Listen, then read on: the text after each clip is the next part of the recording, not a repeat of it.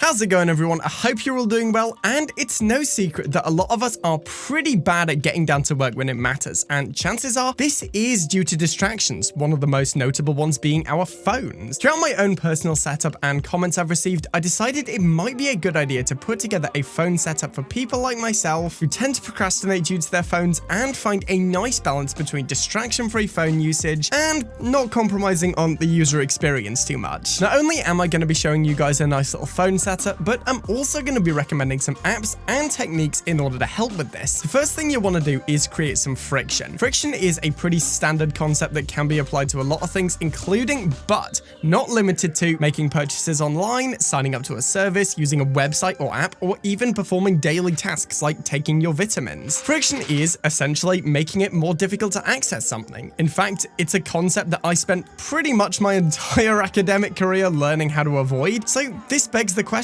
why am I telling you to create it? Well, we tend to buy things, stay on websites, and of course navigate to apps. If they are easier to access, it becomes much easier to do something subconsciously. So if we try to remove that subconscious element, then this should, at least in theory, make it much easier for us to either go on Twitter or scroll endlessly on TikTok. Of course, with healthy habits like eating well or exercising, removing friction is a good thing, but the thing is, phone and app companies are very aware of this concept too. It makes them a lot more money for you to keep using your phone. So I've personally found the best way for you to break your bad tech habits is to undo what perhaps a whole room of programmers have been designated to do. A good way to do this is to first immediately remove all your distracting apps. This could be Twitter, TikTok, or even Gmail for me. I know, kind of weird. Anyway, remove these apps from your immediate reach. I'm going to be talking later through some methods as to how you can do this, but so long as you do, you will get a lot less distracted. The first thing I'd suggest is to create a don't touch folder and put all of those distracting apps in there. To avoid clicking on that folder, you should move it a few app pages across. If you're on Android, this is easy enough. However, if you are on iOS, then you may need to place some apps in the following pages. I recommend putting this folder 3 pages away from the rest of your apps. Speaking of iOS, you also may want to avoid using the app library here. It's actually a feature that I personally like a lot. However,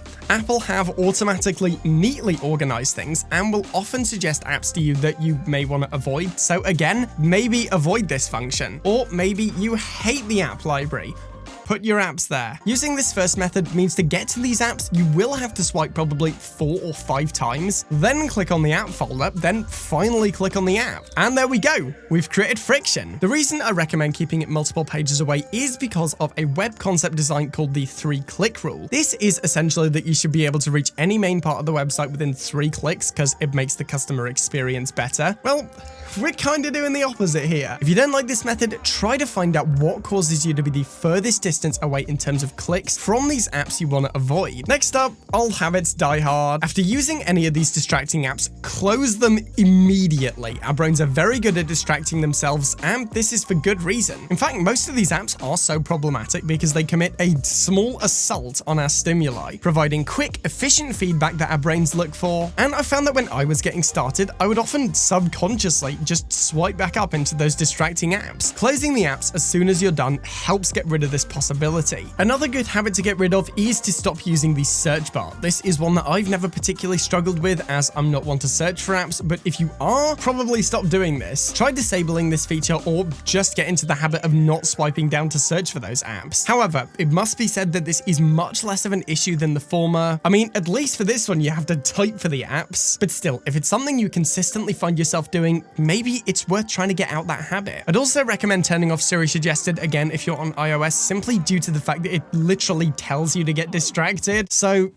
yeah, maybe worth getting rid of that one if you want to avoid getting distracted. The next thing I'd suggest is to have dedicated app time. Schedule yourself some time in the day to use these distracting apps because realistically, there's nothing wrong with a bit of social media provided you use it in moderation. This could be something like from 5 p.m. to 8 p.m. every single day, setting an alarm for 8 p.m. and then stopping. This can be anytime you like, provided you make a conscious effort to stop when you need to. This may take a while to get used to, however, after a while, you start to build up a good habit of only using these distracting apps for a few hours a day, leading to overall less time spent on your phone and subsequently probably some better sleep. The final and probably most effective tip in order to reduce procrastination is to simply set app limits. I'd almost see this as a last resort. I'd suggest trying the other methods first, but if you are still finding it hard, then maybe try setting some app limits, because this can be a good method of reducing your chances of procrastination. You can do this on both Android and iOS, and while both do have bypassing options, again, it is a good reminder. You can also set a passcode for more screen time, because again, friction. Again though, this is probably a last resort, so if organizing your apps, changing your habits, and setting dedicated app times didn't work, then this can be a good solution. Some other things I might suggest are to turn off the raise to wake or always on displays that are on phones these days. Again, this reduces the likelihood that you'll actually go on your phone in the first place, because whenever you lift up your phone, you won't be able to unlock it instantly or be enticed in by nice bright colors. Once again though, and without trying to sound conspiratorial, phone companies will do everything they can to keep you on your phone for as long as possible, as it makes them more money if you do. So you may find some filters are built in and even showcased by the manufacturer, simply to keep you on your phone longer. There are some other things that I've heard of people doing, like creating shortcuts to turn their phone black and white to avoid being distracted. I've personally never gone that far, but it's interesting to know that other people are trying to find solutions to how distracting phones can be. Next up,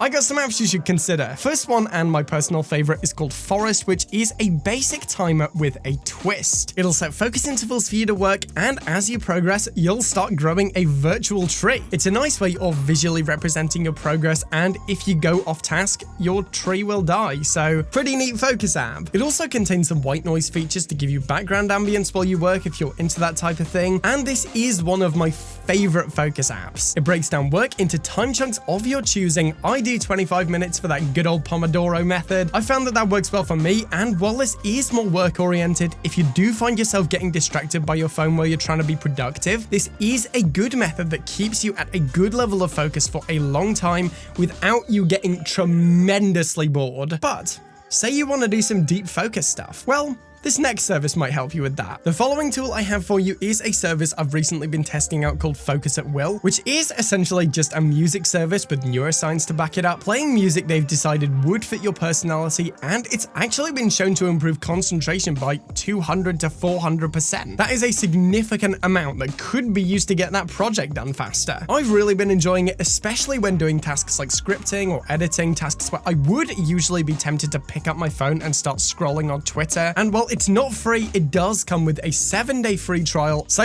I've been enjoying it a lot. And that's pretty much it. Remember, this is only my personal opinion on what's most effective. You don't have to do this if you don't want to. However, as someone who thoroughly struggles to get in the zone when I need to get work done, making your phone less distracting can be very helpful. It certainly was for me. So I simply wanted to share some of these tips that have helped me the most. Alright guys, so that's it for today. Let me know, by the way, do you have any bonus tips? Are you trying this out for yourself? Are you watching this video and procrastinating right now? Let me know in the comments. I always enjoy reading those. As for now though, as always, thank you for watching. Remember to like the video if you want to see more content like this, and smash that subscribe button.